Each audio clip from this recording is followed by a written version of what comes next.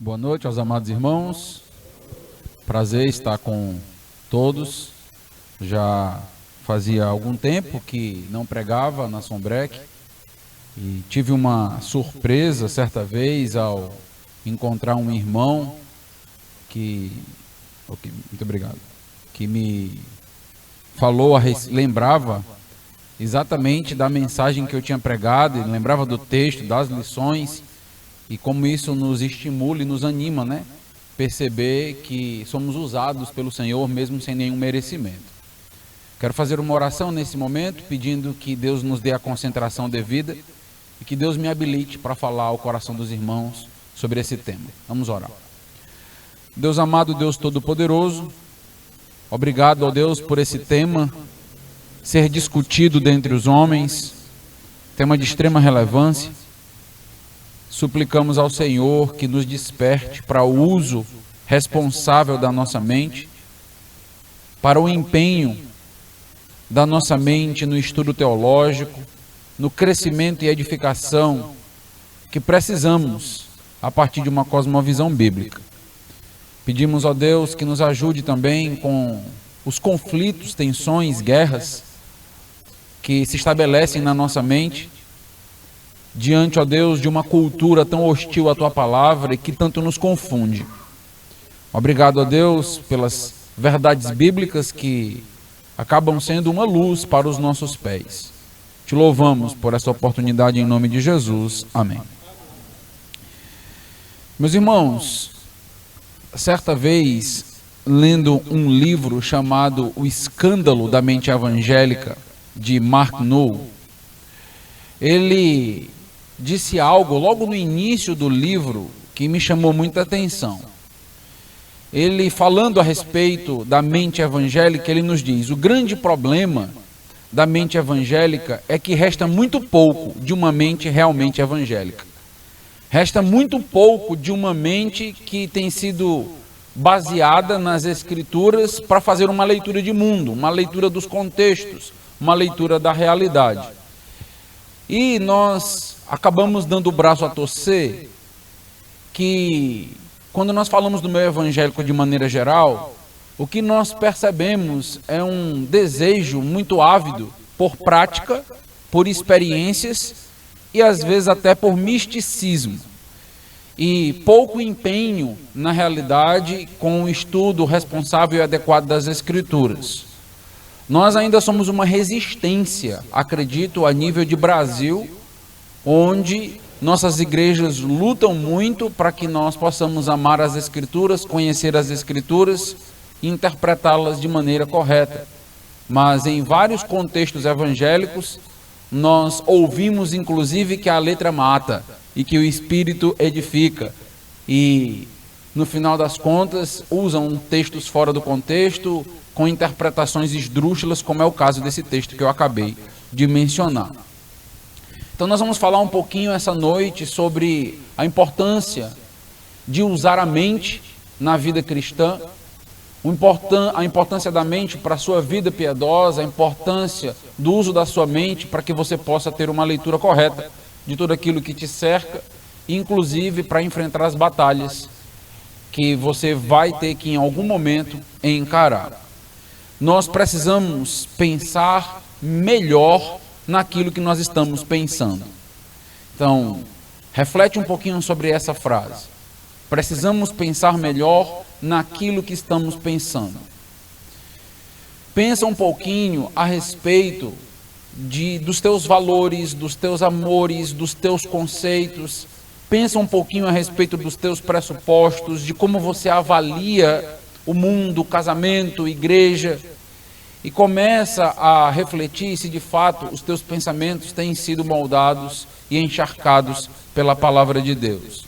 Nós não podemos deixar a nossa mente numa espécie de piloto automático à medida que nós vivemos a vida cristã, onde os pensamentos que estão sendo acumulados desde a nossa infância e que parecem inclusive inofensivos em algum momento, eles acabam cobrando um alto preço nosso e acaba muitas vezes trazendo guerra e tensão para nós. Então, antes de mais nada, eu quero entender com os irmãos o porquê de tratar sobre os nossos pensamentos. Qual a relevância de falar sobre isso? E eu quero ler com os amados irmãos uma parte de um versículo em Provérbios, Provérbios 23, versículo de número 7.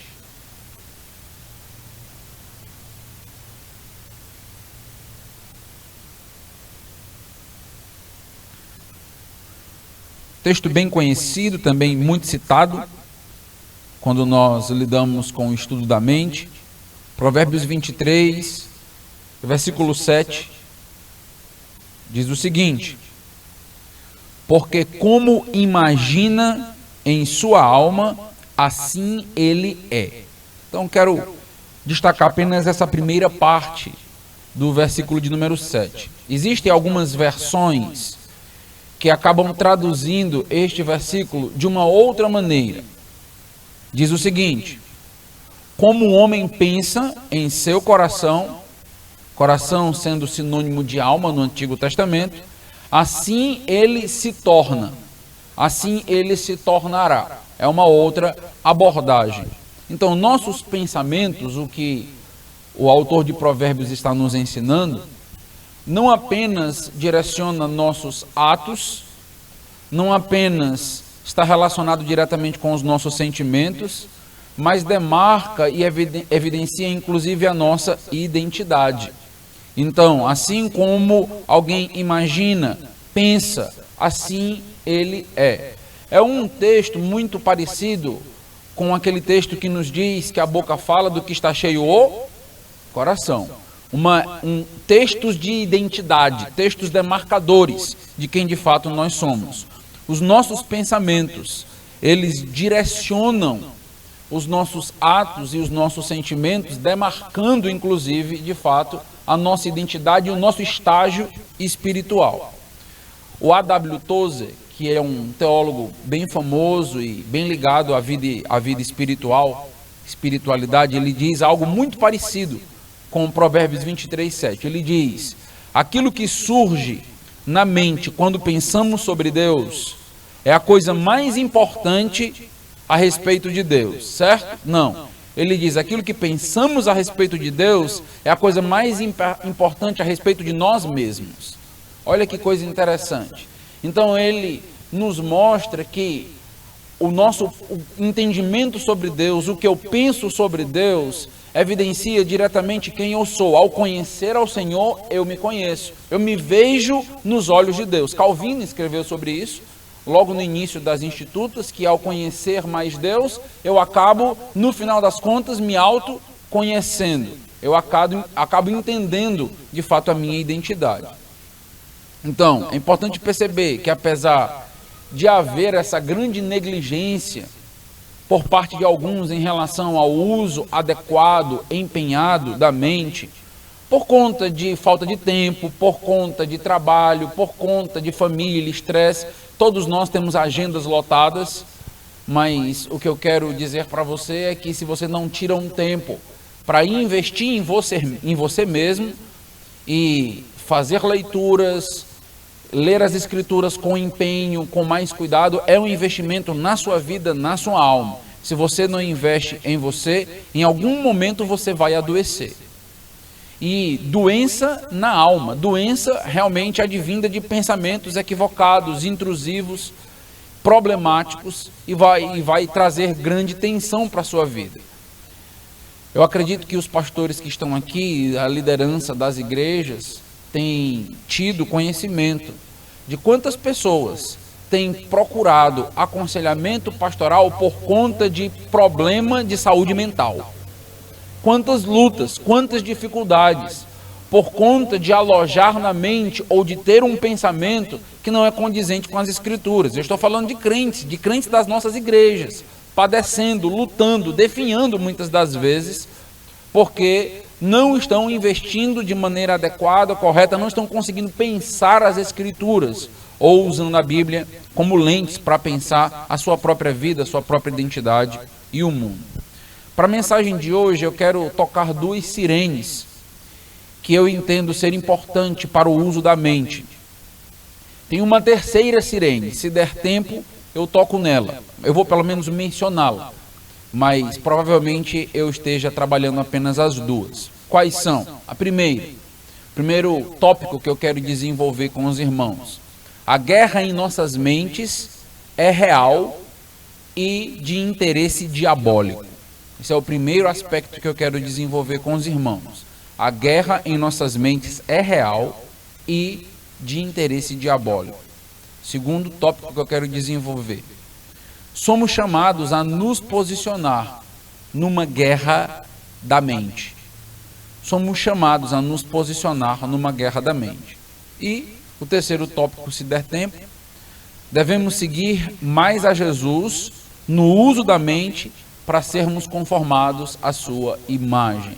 Em outras palavras, nós precisamos pensar um pouco mais sobre como Jesus usou a sua própria mente. O Dallas Willard, um teólogo também bem conhecido na área da apologética, ele desenvolveu muito material sobre Jesus, o homem mais inteligente do mundo. Jesus, o homem que mais usou a sua mente de forma brilhante, usando inclusive argumentos maravilhosos. E se der tempo eu toco um pouquinho nesse aspecto com os irmãos. Então, o primeiro aspecto que eu quero trabalhar: a guerra em nossas mentes é real e acaba tendo interesse diabólico. Então, meus irmãos, a vida cristã é proposta pelas Escrituras como uma guerra espiritual. Todos nós já sabemos e conhecemos vários textos que nos apontam e nos indicam para uma grande batalha que nós temos com as hostes demoníacas, satânicas. Nós lembramos do texto de Efésios, que nos diz que a nossa luta não é contra a carne e o sangue, mas contra os principados e potestades nas regiões celestiais. Nós às vezes esquecemos, né? Por conta da rotina, por conta do dia a dia, nós acabamos esquecendo que nós estamos em uma peleja, que nós estamos numa guerra, que existe uma grande militância. E que Satanás avança muito nessa guerra quando ele consegue implantar em nossas mentes pensamentos destrutivos, pensamentos contrários às Escrituras, que são adotados por nós sem que nós percebamos a atenção. Quando, de maneira muito sutil e por vários meios, ele começa a nos soprar ideias e pensamentos que, quando não analisados, são adotados e misturados com o cristianismo. Então, o que acontece muitas das vezes é que nós não temos aquilo que o C.S. Lewis nos conclama a pensar, um cristianismo puro e simples. Nós temos um cristianismo meio que mesclado com ideias políticas, com ideias sociológicas, com ideias psicológicas, com ideias sociológicas e assim por diante. Todas essas áreas são importantes, nos enriquecem. Nós não pensarmos em cada influência dessa ao lidar com o cristianismo, nós acabamos perdendo a identidade do cristianismo e vai afetar diretamente na minha própria identidade como crente. Então eu preciso saber de uma maneira muito clara o que a Bíblia diz sobre determinados temas, sobre determinados tópicos, o que a Bíblia diz sobre mim, o que a Bíblia diz sobre Deus, para que quando eu me deparar com outras ideias, com facetas de outras ideias, eu possa ter um juízo crítico, fazer uma análise daquilo e conseguir perceber que aquilo não é bíblico.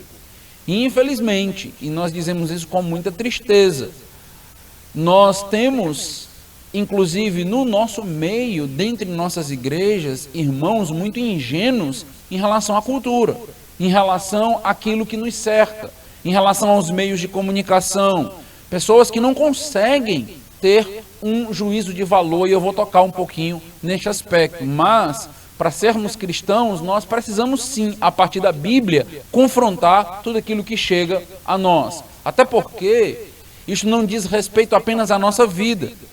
Como pai, eu preciso instruir meus filhos, eu tenho a responsabilidade de ajudá-los a discernir também o mundo.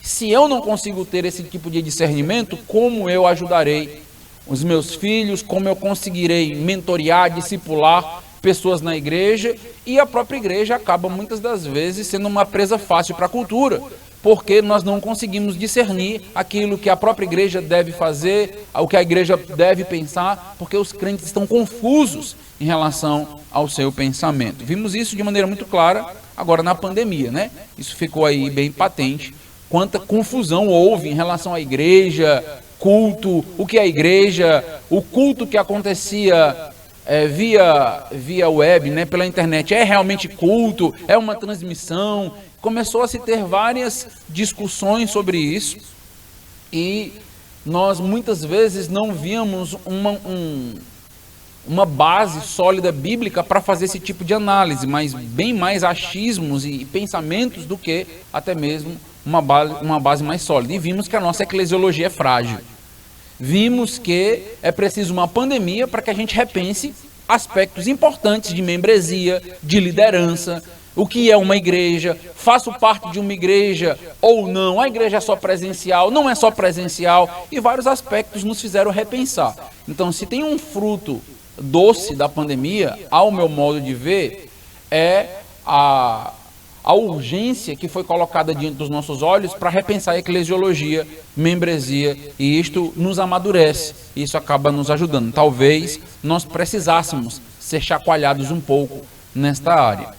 Eu quero, meus irmãos, mostrar que esta guerra espiritual que nós temos, uma guerra conosco, a maior guerra que nós temos não é contra Satanás e suas hostes malignas, a maior guerra que nós temos é contra o nosso próprio eu.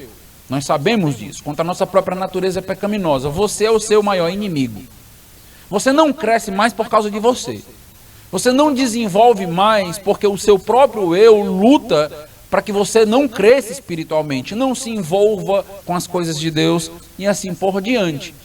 Nós sabemos que o mundo também, arte, cultura, acaba em algum aspecto militando contra nós de alguma forma, e aqui eu não quero denegrir a cultura ela é uma daquelas palavras que é difícil até de definir, né? Porque ela é muito ampla.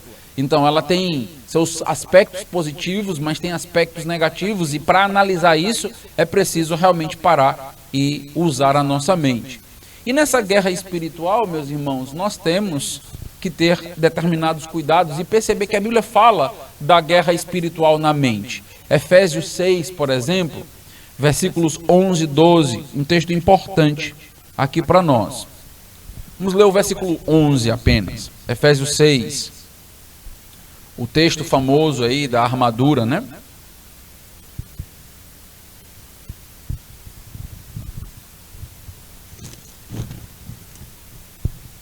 Efésios 6, versículo de número 11. Revestivos de toda a armadura de Deus, para poderdes ficar firmes contra as ciladas do diabo. Então, quero fazer apenas um destaque nesse versículo. Qual é o destaque? A palavra cilada que aparece aqui, que é traduzida em outras versões como armadilhas. Então, armadilhas, ciladas que Satanás coloca diante de nós para nos escravizar, para nos prender. Mas dentro da língua grega tem um aspecto curioso desta palavra. Essa palavra aqui, ela é mefodeias, que deu origem, meus irmãos, no português, à palavra método. Então, dentro do contexto grego, é esta palavra. É a palavra método, é a palavra esquema, é a palavra estrutura. É esta palavra que está lá. Então, quando se fala a respeito das ciladas, das armadilhas, o que Paulo está querendo nos alertar?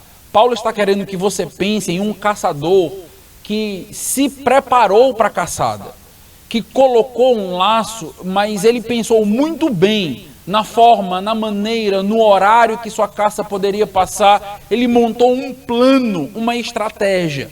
É o que Paulo está nos dizendo aqui. Isto é relevante, porque o diabo está sendo descrito como tendo, meus irmãos, um plano sistemático para que ele possa nos caçar. Uma espécie de procedimento lógico, racional, para alcançar o seu objetivo. Muitas vezes, ao pensar no diabo, ao falar no diabo no meio evangélico, o aspecto às vezes é um diabo muito tolo. Sim, ele é tolo por se levantar contra Deus. Todo mundo que se levanta contra Deus é tolo. Mas não significa que ele não tenha condições suficientes para, então, pensar, montar estratégias e estruturas contra nós. Então, o ataque que Satanás faz contra nós não é um ataque bagunçado, não é um ataque desorganizado. Satanás conhece exatamente quem nós somos. Satanás sabe da nossa história, ele sabe das influências na minha vida, na sua vida, ele sabe o lado que você é mais tendencioso por conta dos aspectos sociais, por conta da influência da sua família, do local que você nasceu, das escolas que você estudou e assim por diante. E ele monta uma estrutura peculiar, individualizada para cada um de nós, para que nós possamos cair, para que nós possamos fraquejar. Então, quando você pensar nesse ataque, você precisa pensar em um ataque muito bem arquitetado. É assim que, de fato, Paulo está construindo para nós. E isto vai um pouco na contramão da postura que, normalmente, nós acabamos tendo. Satanás pensando com uma estrutura metódica, Satanás criando aí toda essa armadilha de uma maneira muito bem pensada, e muitos que compõem a Igreja de Cristo, infelizmente, acaba muitas das vezes relapso dentro dessa batalha, relapso nessa guerra. O que nós estamos vendo? Nós estamos vendo um inimigo que se prepara, um inimigo que monta estruturas, e nós precisamos nos preparar para isso. Eu não estou querendo aqui dizer que você vai conseguir vencer Satanás com sua própria força. É graça, é Deus, é o Espírito Santo em nossas vidas. Mas existe o aspecto da nossa responsabilidade, de nos preparar, de conhecer mais a Deus, de conhecer inclusive as artimanhas, os ardis do diabo aqui ao nos atacar. Devemos deixar de acreditar que o ataque de Satanás é algo meramente místico. Ele de fato faz algo muito bem arquitetado e pensado. A nossa carne acaba muitas das vezes sendo usado o desejo da nossa carne para que nós possamos nos afastar de Deus. Somos atacados no mundo que nós vivemos com arte. Todas as vezes que você liga a televisão, você está sendo atacado. Talvez você não tenha entendido isso ainda, mas é fato. Todas as vezes que você assiste uma série da Netflix, você está sendo atacado em algum aspecto. Então, muitas das vezes, algo bem sutil e que acaba passando pela nossa peneira, sem que a gente entenda o quanto aquilo pode nos afastar do Senhor e trazer prejuízo para a nossa vida. Às vezes, um nudismo disfarçado, às vezes um aspecto sensualizado, que nós não percebemos como tão prejudicial, negativo, e aquilo vai se acumulando na nossa alma, a ponto de despertar desejos carnais, e que lá na frente acaba nos derrubando, nos destruindo. E quando nós caímos, nós nos perguntamos: como eu caí nisto? Você caiu nisto pouco a pouco. Você foi caindo na armadilha pouco a pouco. Aquilo estava tudo sendo estruturado, montado, cada passo sendo dado. E você, no final das contas, não percebeu que você está rodeado de uma cultura que é contrária a Deus, de ideologias contrárias completamente ao Senhor, e que você precisava entender para que o teu coração não se apegasse a tais estruturas de pensamento, e você inclusive não defendesse esse tipo de estrutura de pensamento. Porque muitas vezes esse tipo de esquema, de método, essa cognição que Satanás propõe é tão sutil a ponto de não apenas entrar na nossa alma, mas fazer com que nos tornemos defensores daquilo que a Bíblia condena, sem que a gente perceba. Nós começamos a amar as ideias do diabo. Nós começamos a amar estruturas que são contrárias a Deus e ao Espírito Santo. E no final das contas nós não percebemos, mas tudo aquilo parece fazer sentido. Eu gosto de dizer o seguinte: se você gosta de fazer leituras na área da filosofia, história, na área de humanos, você vai perceber que algumas estruturas, elas fazem muito sentido. Então não é algo completamente incoerente, não é algo completamente inconsistente. Você vai se deparar com um tipo de pensamento, com um tipo de arquitetura lógica, e você vai olhar para aquilo e vai dizer, mas isso faz sentido. Faz, porque Satanás está montando estruturas muito bem feitas, muito bem fortificadas. Nós é que acreditamos que o lado de lá tem apenas pensamentos frágeis, tolos, fracos, e não é assim. Quantos acabam entrando numa universidade e por conta de determinados pensamentos de teóricos, por conta de determinadas ideias e estruturas, acabam se afastando pouco a pouco do cristianismo.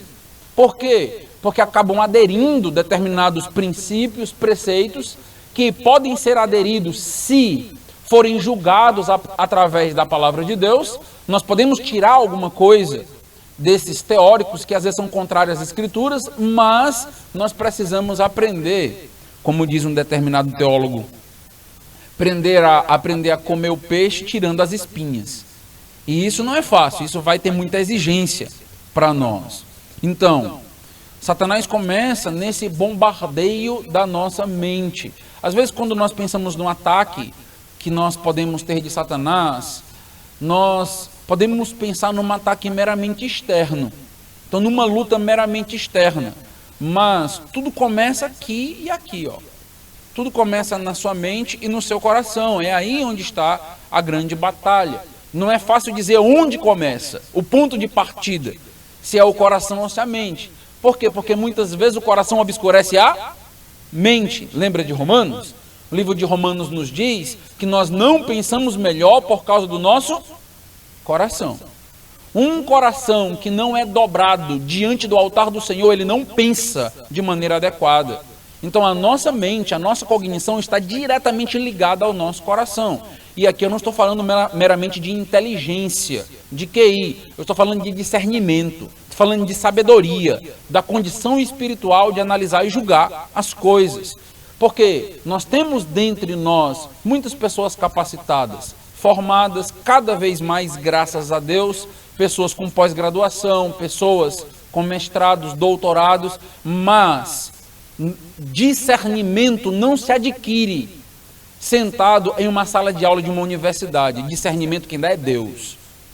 E esse discernimento só é possível com intimidade com o Senhor. Provérbios nos diz isso, que a sabedoria começa a partir do temor a Deus. É o princípio da sabedoria, é o temor do Senhor. Então, nós podemos ter muitas pessoas capacitadas e inteligentes, mas com um discernimento muito baixo.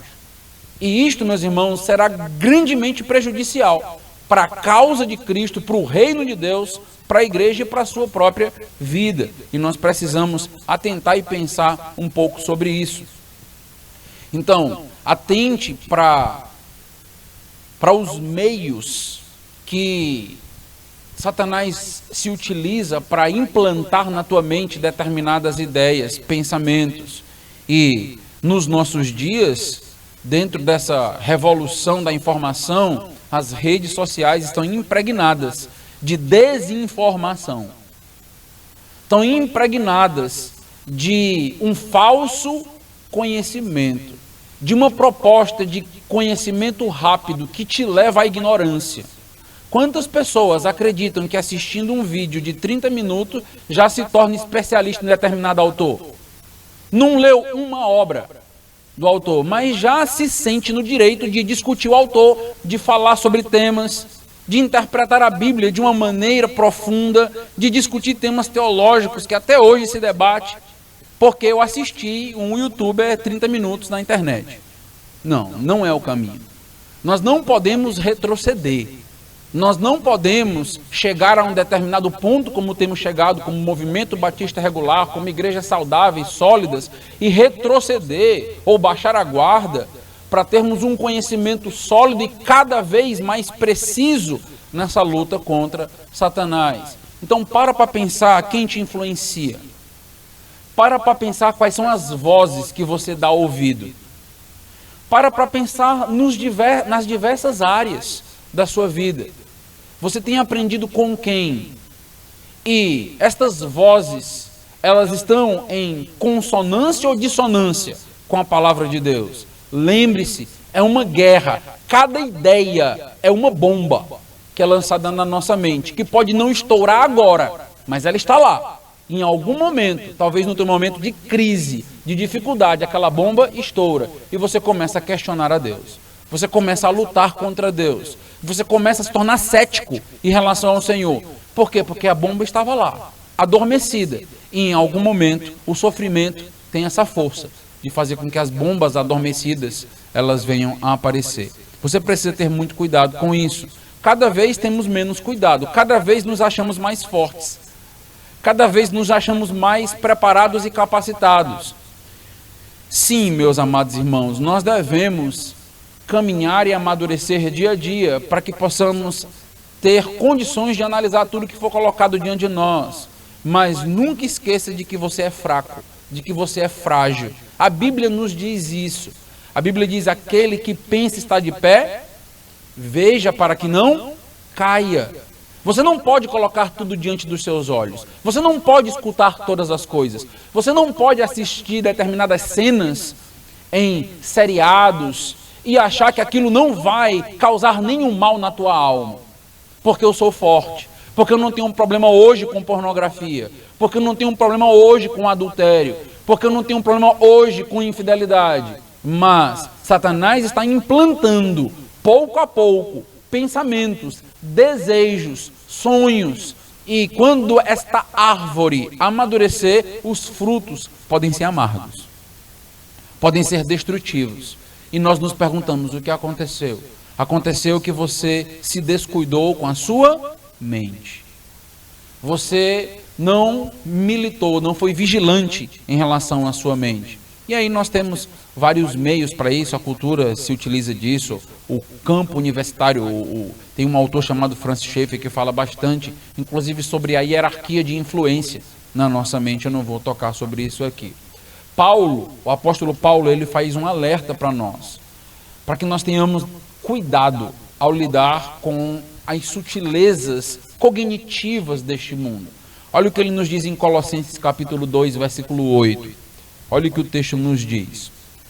Colossenses capítulo 2, versículo de número 8. Naquela discussão judeu, gentil, lembra que todo o Novo Testamento está sendo construído a partir disso, né? Os pensamentos judaicos, o retorno para o judaísmo, os pensamentos gentílicos. Esta era a grande luta cognitiva daquele contexto, por assim dizer. Paulo vai nos dizer o seguinte em Colossenses 2,8. Cuidado que ninguém vos venha a enredar com sua filosofia e vãs sutilezas, conforme a tradição dos homens, conforme os rudimentos do mundo e não segundo Cristo. Que texto, meus irmãos! Que alerta! Então aqui a sirene paulina está tocando para nós. Paulo está nos dizendo: olha, Satanás usa de artimanhas Efésios. E é interessante porque o livro de Efésios ele é escrito no mesmo contexto do livro de Colossenses. Então, mesmo período, mesmo momento. E ele nos diz: existem estruturas, existem métodos de pensamento. E agora ele nos alerta para filosofias que possam nos enredar, que possam, meus irmãos, nos desviar do caminho, que possa em algum momento nos fazer deixar aquele caminho que entendemos ser o melhor caminho. Lembra que no livro de Atos, os irmãos passaram a se chamar os do caminho. Então, em algum momento nós podemos perder essa direção. Por quê? Porque nós fomos enredados por filosofias. Esse texto já foi utilizado para dizer que ninguém pode fazer o curso de filosofia na faculdade. Não é disso, tá bom? Que o texto está ensinando, né? Então, assim, alguns irmãos diziam, né? Olha, a Bíblia é completamente contrária a todo e qualquer tipo de filosofia, esse pensamento, essa faculdade de filosofia, então ela é diabólica, é abominável e coisa do tipo. Não é bem assim. Nós temos muitos crentes sérios que, ao lidar com a filosofia, constroem teologias maravilhosas. É o que nós fazemos até uma ligação disso que nós chamamos de teologia filosófica. Algo muito legal, muito interessante. Então não é isso que o texto está dizendo, não é essa base. Mas são estes pensamentos, essas cognições que são sutis. É interessante Paulo nos dizer isso. Não é algo explícito, não é algo claro, não é algo que chega para nós como uma placa em neon, mas é algo que vai entrando, é algo que vai penetrando. E sem que nós percebamos, nós já fomos enredados, nós já fomos ganhados, nós já fomos conquistados e desviados do caminho. E o texto diz, né, as tradições humanas constroem filosofias que nos desviam. Em outras palavras, temos que ter cuidado quando o pensamento é um pensamento apenas humano. Quando aquelas construções são construções apenas humanas. Nós sabemos da capacidade do ser humano. Nós damos graças a Deus por conta, né, de toda a tecnologia que o ser humano foi capaz, por exemplo, de providenciar para nós. Mas o ser humano também tem uma mente caída e que usa sua mente para o mal, com pensamentos e com ideias que parecem ser boas ideias, parecem ser boas construções, e que acaba muitas das vezes se utilizando das nossas boas intenções com propósitos errados e escusos. Muitas vezes nós caímos porque nós temos boas intenções. E no final das contas, aquela ideologia ou aquele pensamento parece ser algo que encaixa, que harmoniza. Aquela filosofia parece soar muito bem, mas no final das contas vai nos desviar. Os rudimentos do mundo e não segundo Cristo. Então todos nós também conhecemos um texto em Romanos que trata sobre isso. Os irmãos já ouviram falar? Gálatas fala muito da luta que existe entre a carne e o espírito. Nós já ouvimos falar bastante sobre isso. Os irmãos já ouviram pregações e já ensinaram várias vezes. Em Romanos 8, tem um detalhe que eu gosto muito. Ainda nessa luta da carne contra o espírito, Paulo vai trazer um detalhe, porque Paulo vai colocar na luta carne e espírito a mente. E ele vai dizer, olha, nessa luta da carne contra o espírito, você precisa prestar atenção na mente. Onde nós vemos isso? Romanos 8, 5. Romanos capítulo 8, versículo de número 5. A palavra que aparece aqui vai ser muito rica e importante. Vou falar para os irmãos. Romanos capítulo 8, versículo 5. Porque os que se inclinam para a carne, cogitam das coisas da carne. Em outras palavras, coloca a sua mente naquelas coisas que gratificam e satisfazem a carne. Os que se inclinam para o Espírito, cogitam das coisas do Espírito. Coloca a mente em busca daquilo que gratifica o Espírito, a Deus. Qual é a palavra que se destaca aqui? É a palavra cogitar. O texto diz, aqueles que se inclinam para a carne, cogitam das coisas da carne. Então a sua mente está agora em auxílio da sua natureza pecaminosa. Então você está usando a sua mente agora para pecar mais e se afastar ainda mais de Deus. A palavra cogitar que aparece aqui, ela é uma palavra muito rica, é a palavra phronosin. Essa palavra phronosin, essa palavra, ela vem da palavra phronesis. A palavra phronesis é aquela palavra que aparece em Filipenses 2, não sei se os irmãos lembram, quando fala a respeito do autoesvaziamento do Senhor Jesus Cristo. Nós devemos ter a mesma atitude. Tenham a mesma atitude que houve também em Cristo Jesus. Em outras versões, tenham o mesmo sentimento. Outras versões, tenham o mesmo pensamento. Então, 3 versões diferentes, com cada uma um aspecto diferente. Atitude, sentimento, pensamento. E nós nos perguntamos, qual a versão está certa? Quando confrontamos essas versões, nós dizemos, pensamento não é a mesma coisa que sentimento, nem a mesma coisa que atitude, concordam? São coisas diferentes. E o que está acontecendo aqui? A palavra frônese é uma palavra que não dá para ser traduzida para o português com uma palavra apenas, só isso. É uma outra língua. E os tradutores estão se debatendo para fazer essa tradução. Porque a palavra phronesis, basicamente, ela diz: você deve ter um pensamento que alimenta o teu sentimento, que alimenta a tua postura e atitude. Então ela fala de todo o processo. Ela fala da mente, do sentimento e do ato. Palavras que nós usamos de maneira técnica, teólogos gostam disso, então eu vou falar. Nós falamos de ortodoxia, os irmãos já ouviram falar. Então, a doutrina correta, gerando em nós ortopatos, sentimentos e desejos corretos, que também faz com que tenhamos a ortopraxia, a prática correta. Esse sistema precisa funcionar. Então, o que está sendo dito aqui, basicamente, é o seguinte: que aqueles que se inclinam para a carne, eles pensam, sentem e fazem tudo aquilo que a carne demanda e deseja. Eles foram escravizados pela carne, eles vivem pela carne, a identidade é a própria carne. Aqueles, meus irmãos, que vivem para o Espírito, se inclinam para o Espírito, mente, coração e atos também cogitam das coisas do Espírito. É por isso que deve haver uma diferença tão grande entre você e um descrente. É por isso que nós precisamos pensar tão diferente, sentir tão diferente e viver na prática tão diferente deste mundo. Algo que infelizmente não se tem notado.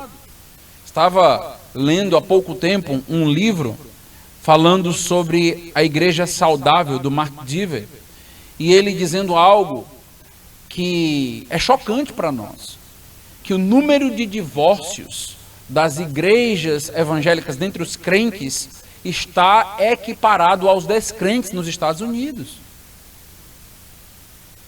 O que está acontecendo? A ortodoxia não está alimentando o coração e não está gerando prática. Não está gerando prática. Então não é uma prática desinformada.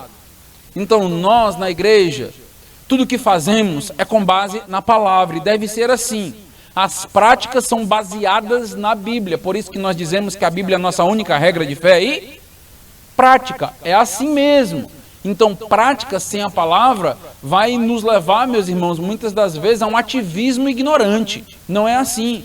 Sentimentos sem o conhecimento acabam nos levando a experiencialismo, a misticismo.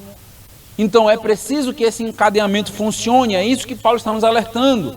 O uso correto da mente, o investimento na mente é necessário.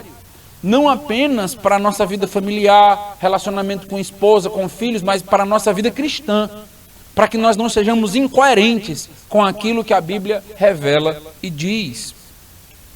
Então nós vimos, o primeiro aspecto foi esse. Há uma guerra, essa guerra existe. Satanás milita de maneira cognitiva. A nossa mente está sendo atacada. A segunda sirene que quero soar. Nós somos chamados a nos posicionar nesta guerra da mente. A guerra existe, nós vimos e precisamos agora nos posicionar. Texto clássico sobre isso.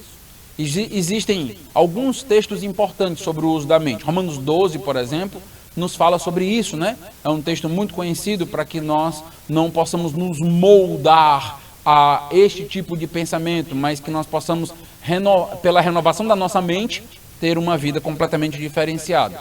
Eu quero trabalhar com os irmãos agora, nesse segundo tópico, 2 Coríntios 10, versículos 3 a 5. 2 Coríntios 10, versículos 3 a 5. Esse é um texto muito importante.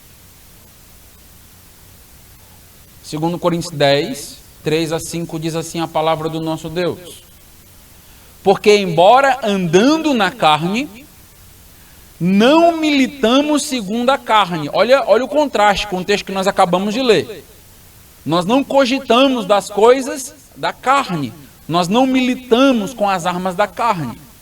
Porque as armas da nossa milícia não são carnais, e sim poderosas em Deus, para destruir fortalezas, anulando nós sofismas e toda altivez que se levante contra o conhecimento de Deus, levando cativo todo o pensamento à obediência de Cristo. Eu quero desafiar os homens que estão aqui ouvindo essa noite a memorizar esse texto. Eu quero te desafiar a passar essa próxima semana, esse próximo mês, memorizando esse texto, pensando sobre esse texto, refletindo, aprofundando as implicações desse texto. Perceba que a linguagem que Paulo usa é uma linguagem militar, de maneira muito clara. Paulo se utiliza da linguagem militar em diversos textos. Paulo, ele gosta dessa linguagem, até porque essa linguagem, ela era muito peculiar ao seu contexto. A linguagem do exército, dos soldados, da batalha, e ele se utiliza dessa linguagem agora na nossa luta espiritual. Só abrindo um parêntese aqui, foi isso que o grande C.S. Lewis, né, quem gosta dos livros dele, fez quando estava no contexto da guerra, ao escrever determinados livros, né?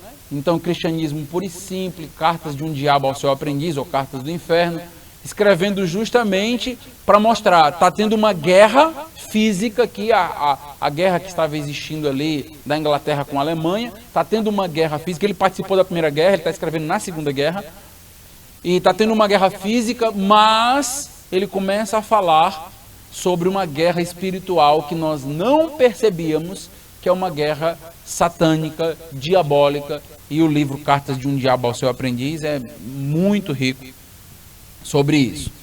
Então, ele fala aqui sobre algumas palavras, ele usa alguns termos característicos da guerra. Ele fala sobre as armas, ele fala sobre uma milícia.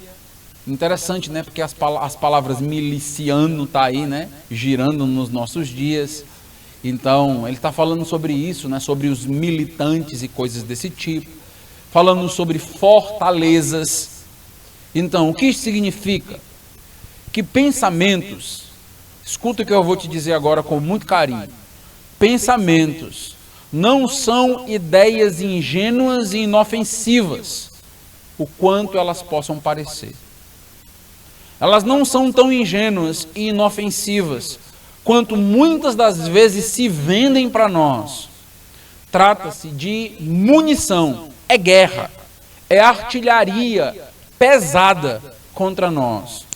Trata-se, meus amados irmãos, de uma luta que envolve conquistar fortalezas.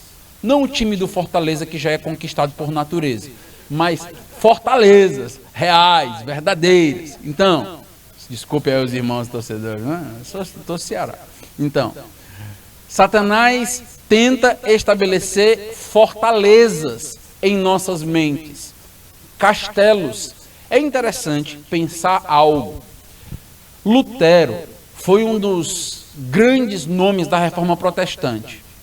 Quando nós lemos sobre sua biografia, nós vemos que ele foi um dos homens que lutou muito contra Satanás, as hostes demoníacas, satânicas, contra tormentos diabólicos.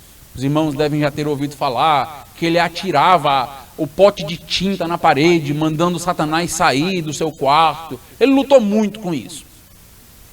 E ele foi o autor, o compositor, melhor dizendo, do hino Castelo Forte. Fortalezas, Castelo Forte. Se você perceber, a letra deste hino é uma luta espiritual. É uma guerra espiritual. É justamente baseada em 2 Coríntios 10. É justamente a ideia das fortalezas, dos castelos, das conquistas. A ideia basicamente é a seguinte: Satanás, ele está pouco a pouco entrando em nosso ambiente e ele está construindo casas, construindo fortalezas para lutar contra nós. Ele quer ganhar a nossa fortaleza. Ele quer construir as deles e fazer com que as nossas se enfraqueçam. Então, Satanás, ele vai tentar estabelecer ideias e pensamentos fincados na sua mente, fortalezas realmente na sua mente. E ele vai usar, como nós já vimos, de estratégias e filosofias sutis, enganosas. Uma fortaleza, meus irmãos, é uma área na qual nós somos mantidos escravizados em alguns momentos. Em fortalezas existem masmorras, prisões, Talvez você já tenha assistido aquele filme O Conde de Monte Cristo, né? Fugindo de uma masmorra, de uma prisão. Então, é um aprisionamento. E esse aprisionamento acontece a partir do meu pensamento. Eu sou aprisionado. Eu não consigo ver aquilo que é óbvio para as Escrituras, é óbvio para outras pessoas, mas é como se eu estivesse numa caixa fechada e que para mim é muito complexo conseguir perceber e aceitar o que está lá. É o que nós vemos, por exemplo, em alguns crentes que são honestos e que estão lutando muito dentro, por exemplo, do pentecostalismo.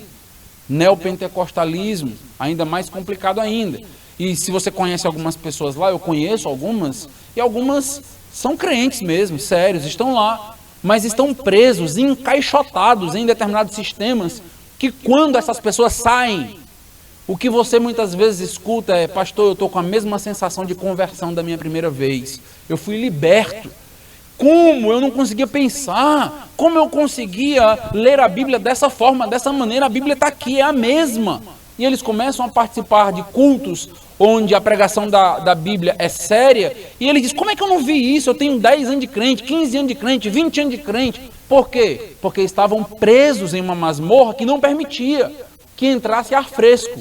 Era só aquele sistema religioso, prisional deles, só dando um exemplo aqui de um determinado sistema. Nós também temos as nossas prisões. Paulo nos ensina que nós não devemos ser passivos com os pensamentos inimigos. Ele fala a respeito da nossa atitude, a respeito de lutar contra essas fortalezas, militar, inclusive levando cativo todo o pensamento à obediência de Cristo.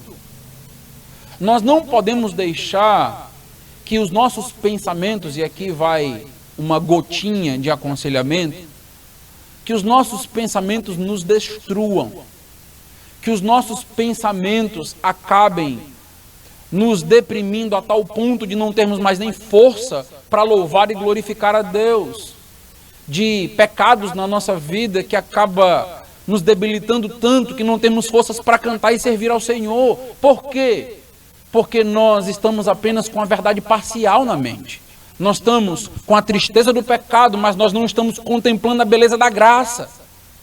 Então, verdades parciais, fortalezas, teologias equivocadas e parciais são destrutivas. Meus amados irmãos, poucas coisas são mais danosas para crentes do que uma teologia defeituosa. Por quê? Porque nós pautamos a nossa vida na teologia. Nós pautamos a nossa vida na Bíblia.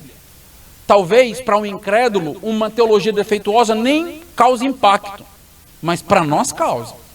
Por quê? Porque a nossa vida toda está sendo direcionada nisso. Então, nós somos aqueles que precisamos de fato lutar por uma teologia cada vez mais adequada, mais pura, mais concisa, mais coerente, porque ela vai não apenas proteger a igreja, ela vai te proteger, ela vai te dar visão. A teologia é da igreja, a teologia é sua. Nós estamos ao lado de um seminário, mas a teologia não pertence aos professores do seminário. A teologia não pertence a esta instituição. A teologia pertence às igrejas, aos membros. Você precisa entender que a teologia, ela pode te fazer grande mal, se não for uma boa teologia. Por isso que nós precisamos nos dedicar nisso. Cada pensamento sendo levado cativo à obediência de Cristo. Isso nos lembra o quê, meus irmãos? Nos lembra que nós devemos defrontar todos os nossos pensamentos com a palavra de Deus. Todos. Você deve levar diante do altar do Senhor todo pensamento. Você não deve inferir de que você está certo sem consultar a Bíblia antes. Sem perguntar a Deus: isso te glorifica? É assim mesmo que o Senhor deseja que eu pense? E, meus irmãos, o livro de Provérbios nos ensina que na multidão de conselheiros há sabedoria. E nós precisamos muitas vezes confrontar os nossos pensamentos com crentes sérios e sábios que vivem o cristianismo há mais tempo, para que nós possamos ser corrigidos. Mas o nosso ego às vezes não permite. O nosso ego às vezes não se abre para um mentoreamento, não se abre para uma construção. Por quê? Porque acabamos nos fechando em nós mesmos e construindo praticamente uma idolatria do nosso eu. Isso vai te destruir. Nós precisamos juntos construir boa teologia, você, eu, igreja, pastores, todos se auxiliando, todos abençoando um ao outro e com esse espírito humilde, todos na luta contra Satanás, contra essas artimanhas, contra a nossa própria natureza. Não militando uns com os outros, não tendo inveja uns dos outros, mas olhando para aqueles que têm mais experiência espiritual, conhecimento bíblico e louvando a Deus, porque faz parte do meu rol de amigos e pode me abençoar e pode me ajudar na minha libertação da masmorra. Nota que muitas das vezes o que o nosso ego, ou para onde o nosso ego nos leva, é para inveja, é para destruição, é para não ouvir. Isso é destrutivo. Você não vai crescer diante disso. Como eu tenho crescido, meus irmãos, ao me dobrar diante de homens e até mulheres que sabem muito mais do que eu e muitas das vezes me ensinam com a experiência de vida, me ensinam teologia, conhecem das verdades bíblicas e me mostra de fato o que glorifica ao Senhor, o que seria de mim sem a Igreja de Cristo. Então a Igreja de Cristo tem me ensinado muito no decorrer dos anos, talvez bem mais do que eu tinha ensinado para a Igreja de Cristo. E este é o caminho mesmo, todos juntos, aprendendo a ter um pensamento conciso, sólido. Isso não significa que todos pensaremos exatamente a mesma coisa. Existe, meus irmãos, abertura para a diversidade no pensamento bíblico. Existe abertura para interpretações diferentes nas Escrituras, até dentre nós. Talvez você escute seu pastor todos os domingos na igreja, e seu pastor, ao chamar um preletor, batista regular, esse preletor tenha uma ideia, um insight diferente do seu pastor. E talvez o seu pensamento seja, quem está certo? Né? Quem está certo? E começa a comparar currículos e coisas do tipo. Sim, se algum dos dois foi irresponsável, tudo bem. Mas na maioria das vezes não é assim. Na maioria das vezes tem abertura de pensamentos, de interpretações, e nós precisamos ter maturidade para isso. Não somos o dono da teologia, só existe um que é o dono da teologia, só existe um que tem a teologia perfeita. Sabe quem é? Deus, somente. Todos nós estamos aqui caminhando, crescendo, amadurecendo, desenvolvendo para a nossa própria segurança e para a segurança do reino de Deus. Este é o caminho. Eu gostaria de fazer algumas perguntas, só para que a gente pudesse já ir caminhando para arrematar a mensagem. Não falei conclusão, porque quando eu falo conclusão, os irmãos esperam 2 minutos. Então, eu estou usando a palavra arrematar. Então, gostaram aí, né? Fica aí a dica, né? Então, vamos pensar aqui em poucas áreas. De onde você retirou? Para refletir um pouco essa noite. De onde você retirou suas ideias sobre sexo? Nós estamos aqui falando dentre homens. Você pensa sobre sexo que eu sei. Eu sei. E louvado seja Deus, porque Deus nos criou assim. Deus nos criou assim. Toda a ideia de união que existe, onde Deus une um homem e uma mulher, nós somos seres sexuados, né? Nós somos assim, nós somos feitos para isso, não para carnalidade, não para banalizar o sexo. Agora pensa um pouquinho, de onde você aprendeu suas ideias sobre sexo? Já parou para refletir sobre isso? Você tem ideias sobre isso, você tem desejos, você tem vontades, você quer realizar determinadas coisas com sua esposa. De onde você aprendeu isso? Você aprendeu em que lugar? De quem? Quando?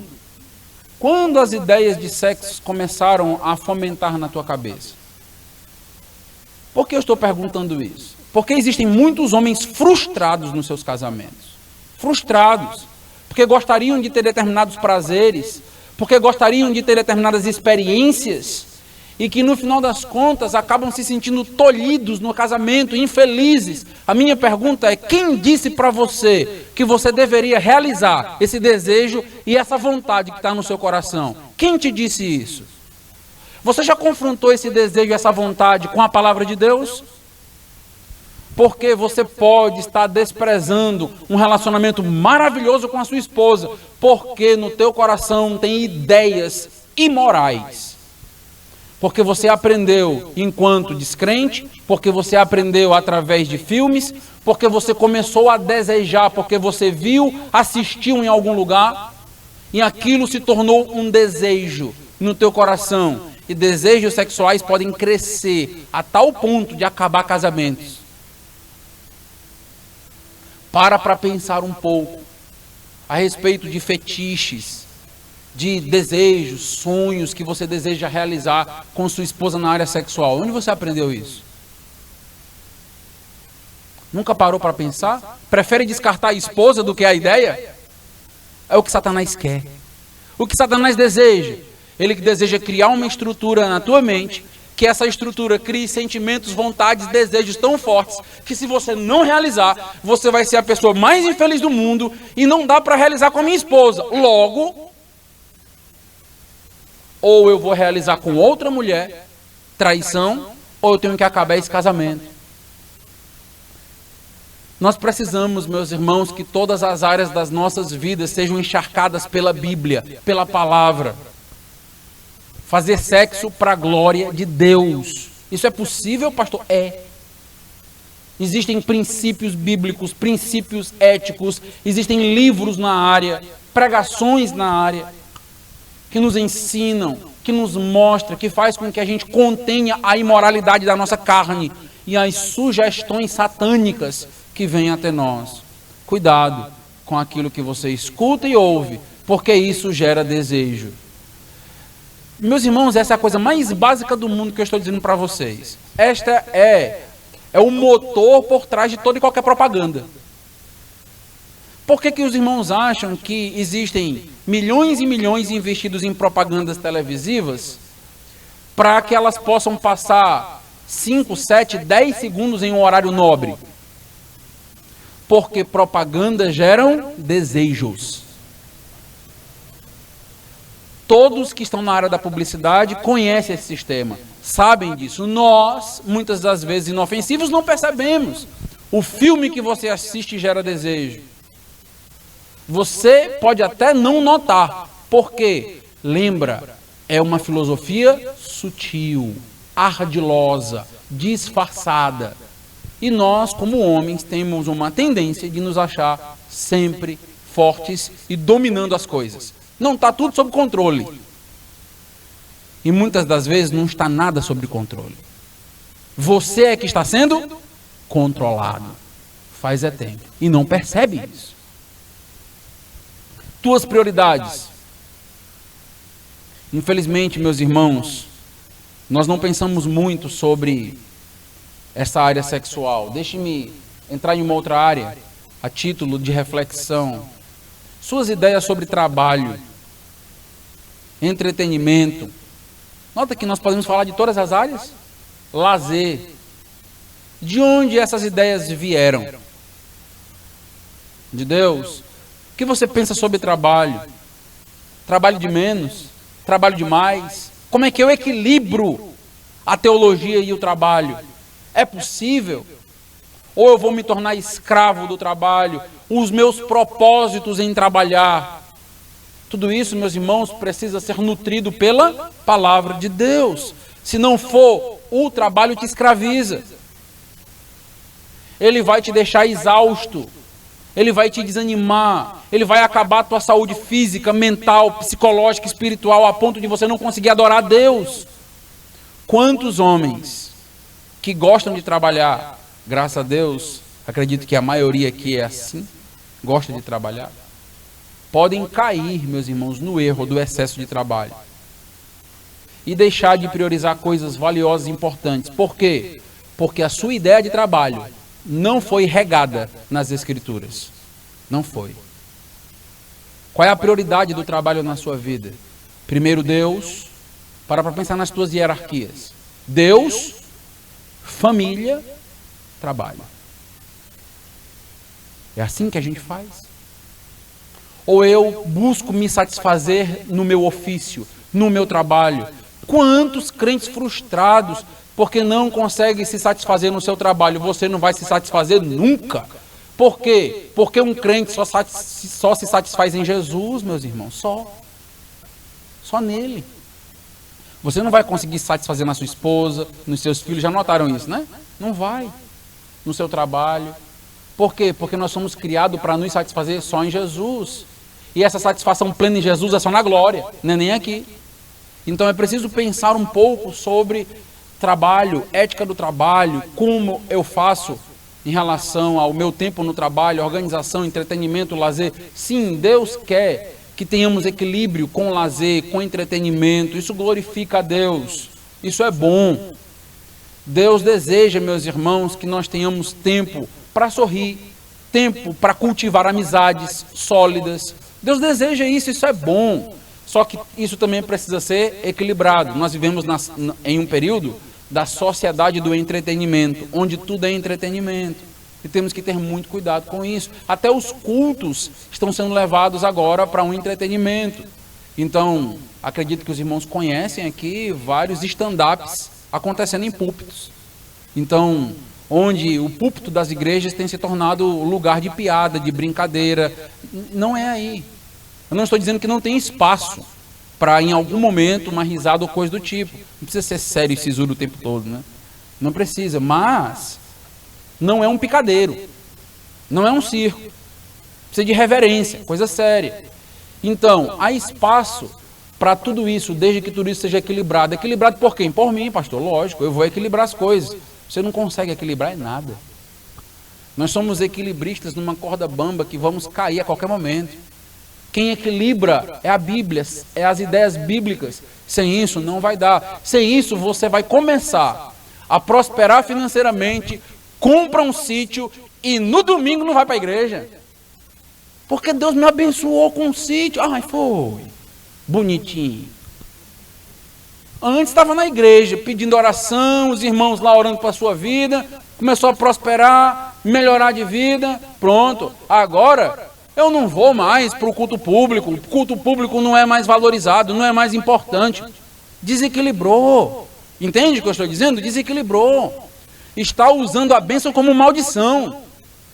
Está usando a bênção do Senhor não como escada, mas como um trampolim para um abismo. Você vai se dar mal. Deus deseja que tenhamos entretenimento e aproveitemos dos recursos que Ele nos dá. Eclesiastes diz isso de maneira muito clara. Mas tudo com sabedoria, moderação, perguntando sempre a Deus, será que esse meu lazer e meu prazer glorifica a Deus? O que está na minha mente em relação a lazer e prazer? O que você pensa sobre isso? Quem você despreza para poder ter lazer e prazer? Sua família? Ah, porque eu vou jogar bola. Então, saio, passo o dia trabalhando, quando eu volto, eu tenho que ter tempo para jogar bola, eu tenho que ter tempo para várias coisas, e seus filhos, sua esposa, como fica tudo isso? Desequilíbrio. Você precisa ajudar na casa, você precisa dar suporte para sua esposa, isso é uma maneira de amar sua esposa, isso é bíblico. Você não precisa que a sua esposa se torne na sua vida uma policial, né? Te vigiando. Não, isso é desequilíbrio na sua vida. Era você que deveria entender que precisa chegar em casa, ajudar com os filhos, ajudar com a esposa. E, se sobrar tempo, você, então, incluir um lazer e um prazer com os amigos, uma bola e coisa do tipo. Cuidar do corpo. Então, nota quanto desequilíbrio. Por quê? Porque nós temos uma guerra em nossa mente e nós não estamos sabendo como lidar. Precisamos mais e mais de pregações voltadas para esses aspectos da nossa vida prática. Como eu faço isso? Mas lembra, é uma prática que precisa ser moldada nas Escrituras, senão é apenas ideias humanas. A última ideia que eu gostaria de dar, a última ilustração, última área, por exemplo, que nós podemos mencionar. Para pensar um pouquinho a respeito das tuas ideias sobre política. Ano de eleição. E o senhor vai falar sobre isso mesmo, irmão? Vou, lógico. Porque não existe uma área que o cristianismo não toque. Não existe. Toda verdade é verdade de Deus. Nós vivemos numa polis. Política faz parte da cidade, faz parte da polis. É a maneira de administrar uma cidade que nos toca diretamente. Os irmãos viram agora na pandemia que decisões governamentais fecharam as nossas igrejas. Toca ou não toca na nossa vida? Diretamente. Aí eu quero te fazer refletir. De onde você tem retirado suas ideias sobre política? De onde? Para refletir humildemente. Para refletir diante do Senhor. Como as tuas ideias sobre políticas foram formadas, construídas? Quais foram as tuas influências? Seus valores, seus princípios? As ideologias vieram de onde? De quem? Precisamos pensar sobre isso. Você aprendeu a pensar política com Jesus? Com João Batista? Com José? Com Daniel? Com Esther? Você tem aprendido com a Bíblia a lidar com a política, com seus princípios éticos? Porque antes de qualquer vínculo partidário, qualquer ideia que nós tenhamos acerca de um político, nós precisamos saber o que Deus tem para dizer a respeito daqueles pensamentos. Por que você defende com tanta força e amor aquele homem ou aquela mulher, aquele partido ou aquele grupo? De onde brota tanto amor pela política no teu coração? Será que o amor que você tem evidenciado pela política a ponto de brigar com irmãos, de ter confusão com familiares, a ponto de não poder ter no grupo de WhatsApp da igreja uma conversa sobre política que dá briga, que dá confusão? Por quê? Por causa dos nossos amores aflorados, tem alguma coisa desequilibrada em nós. É preciso parar e pensar, é preciso refletir sobre isso e se arrepender. Por que eu estou amando tanto este mundo? Por que eu estou amando tanto um sistema? Por que eu amo tanto uma ideologia? Por que eu amo tanto um político? Se o meu coração foi conquistado por Jesus. O que tem acontecido? Onde o nosso amor pela causa do Evangelho, pelo reino, pela igreja é pequeno. Mas na área política nós matamos e morremos. Tem algo errado. Muito errado. É preciso repensar muita coisa. Por quê? Porque a nossa mente foi invadida. Tem fortalezas aqui. Fortalezas diabólicas e satânicas que estão influenciando o nosso coração, a nossa afeição, a ponto de nossas posturas não serem santas, não glorificarem ao Senhor. Meus irmãos, escutem com carinho. Deixa o Espírito Santo falar o teu coração. Você precisa ter largueza suficiente para conversar com outro irmão que pensa diferente de você e conseguir, juntamente com ele, dar as mãos e comungar. Você não precisa concordar plenamente, 100%, porque há espaços para algumas aberturas, algumas, não todas. Há espaço para algumas discordâncias, mas tenha cuidado.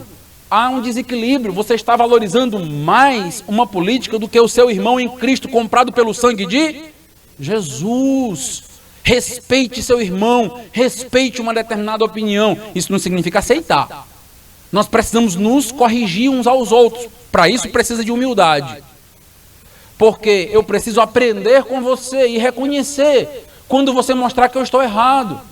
Mas parece que quando as fortalezas se estabelecem na mente, o universo pode conspirar e dizer que eu estou errado, mas eu não saio daqui. Por quê? Paixão idolátrica. Você está apaixonado. Sabe quando um garoto se apaixona por uma garota? E tem aquela paixonite aguda. Só que aquela garota não é a melhor garota para ele. Você é pai, você está vendo isso. Você é pastor, você está vendo isso. Irmãos estão vendo isso e todo mundo diz: rapaz, essa garota não.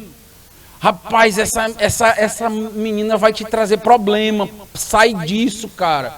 Rapaz, para. E o coração? Obscureceu a mente. Uma das coisas que mais acontece com política, o coração obscurece a mente. Isso é idolátrico. É idolátrico. Nós estamos apaixonados, idolatrando o que não deveria ser idolatrado. Sim, colocar a política no seu devido lugar. Tem a sua devida importância. Nós não podemos chegar no ponto e dizer: não, a política não importa. Nós não devemos nem falar de política ou coisa do tipo. Devemos falar de tudo. Tudo neste mundo, tudo. Nós devemos avaliar a partir das Escrituras, mas tenha cuidado. Por que determinado partido e candidato se tornou seu ídolo? Porque o teu coração estava vazio. Os ídolos nascem quando Deus diminui na alma.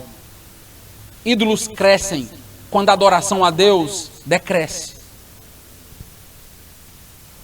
Você vota através de consciência cristã ou de dívida afetiva? Está votando por quê? Eu vou votar porque fulano vai conseguir um emprego para minha sobrinha. Isso não é voto de crente não, meu irmão. Não é voto de crente. Se o político puder conseguir ajudar alguém, amém. Não é nem função muitas vezes dele conseguir emprego para ninguém. Né? Só que na política brasileira se tornou assim, né? Então se tornou um tomar lá da cá com a população. Não é só um tomar lá da cá com eles e entre eles. É um tomar lá da cá nosso com eles. Muitas vezes o voto não é vendido antes, não é comprado antes, mas é comprado depois. Assim, não é comprado por R$50 ou uma chapa de dente, mas é comprado por um emprego que foi prometido depois. E aí, por conta desse emprego que foi conseguido, ou por conta do nosso sistema único de saúde, que muitas das vezes acaba sendo muito fragilizado, e um vereador, e alguém que conseguiu lá um exame, uma cirurgia, eu me torno devedor dessa pessoa, e não há quem fale, e não pode falar dela, porque foi... Estão percebendo o coração falando alto, egoísmo falando alto aqui? Não é assim que se vota, meus irmãos.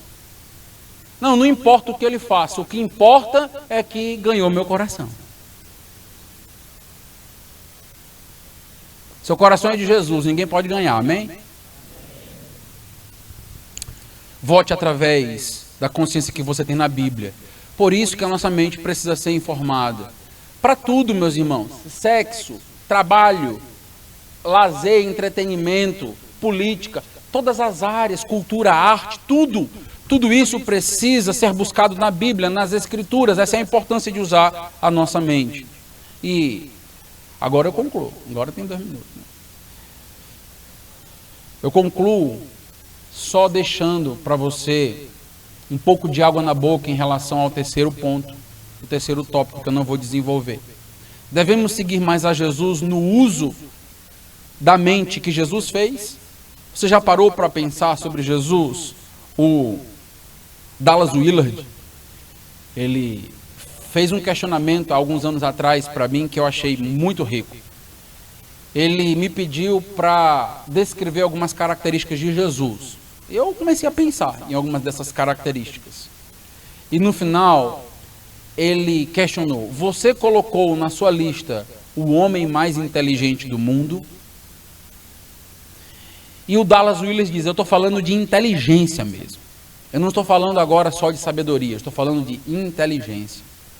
E aí ele vai construir vários argumentos tentando mostrar Jesus, né, sendo esse homem mais inteligente do mundo. Jesus, ele usando argumentos para provar suas ideias, para aqueles que conhecem a nomenclatura, usando argumento a fortiori para provar, argumentos de evidência, Jesus provando, usando evidências para aquilo que ele realmente falava, e tem vários textos para mostrar, mas não vou entrar. Jesus raciocinando no diálogo, no conflito direto com o outro, Jesus num embate direto com pessoas que pensavam diferente, corrigindo, mostrando, deixando pessoas sem palavras. Jesus fazendo exegeses do Antigo Testamento que deixava qualquer judeu de boca aberta. O que Jesus fez no Salmo 110 é riquíssimo. Jesus conversando com os judeus que conheciam os Salmos, eles dizem: vocês nunca interpretaram o Salmo 110. E ele levanta o desafio e eles ficam sem respostas. E Jesus, meus irmãos, conta histórias, cria parábolas, tudo para poder enriquecer lições espirituais, e nós poderíamos mostrar exemplos e exemplos e exemplos da mente de Jesus. Você quer ser mais parecido com Jesus? Use mais e melhor a sua mente. Não se conforme em ser apenas um ativista na igreja, servindo, trabalhando, amém por isso. Mas lembre-se, o serviço, ele é resultado de uma mente e de um coração. Porque até descrentes podem servir na igreja. Até descrentes podem ter boa vontade. Mas nenhum descrente pode servir como um crente. Porque um crente serve com a mente, com o coração e com a atitude. Existe frônesis no crente e só nele. Vamos orar. Deus amado, Deus Todo-Poderoso, te agradeço, Senhor, por este tempo com os amados irmãos. Obrigado, Senhor, pelo desafio espiritual que o Senhor trouxe para a minha própria vida ao refletir sobre essa temática. E peço ao Teu Espírito Santo que nos convença dos nossos pecados, nos mostre onde estamos falhando e errando, nos ajude a sermos cada vez mais especialistas da Bíblia, conhecedores das Escrituras, humildes para aprender uns com os outros, crescendo nas mais diversas áreas. Ó Deus, traz cada vez mais coerência a cada crente aqui, a começar por mim. E que juntos, ó Deus, possamos desenvolver um cristianismo que Te glorifica. Vimos essa noite que uma grande guerra acontece na nossa mente e no nosso coração. Nós colocamos o nosso coração e a nossa mente agora mesmo diante do Teu altar. Protege-o, Senhor. Limpa-o de todo mal. Faz com que os pensamentos errados e equivocados sejam evidenciados e mostrados. Assim como Davi orou, mostra-nos os nossos pecados ocultos. E nos faz, Senhor, ser crentes que usufruem da alegria e do prazer de ter uma mente renovada pelo Espírito. Em nome de Jesus. Amém.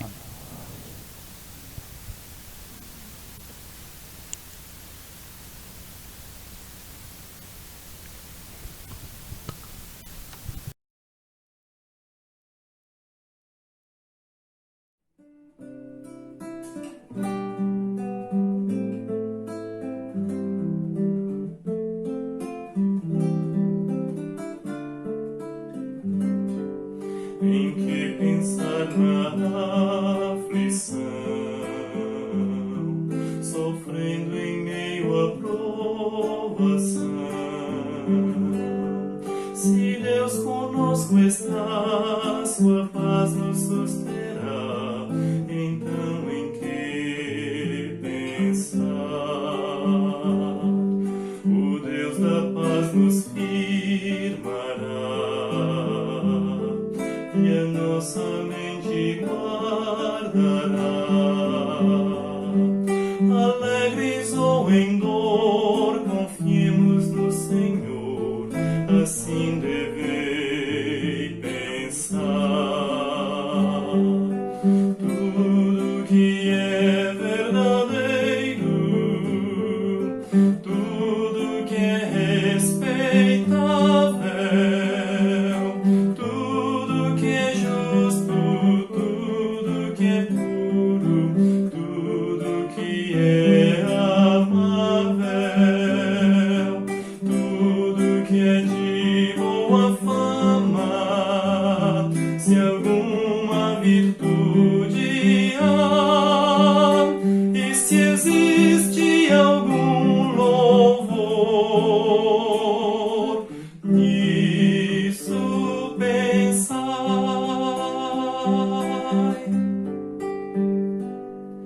Em que pensar na aflição,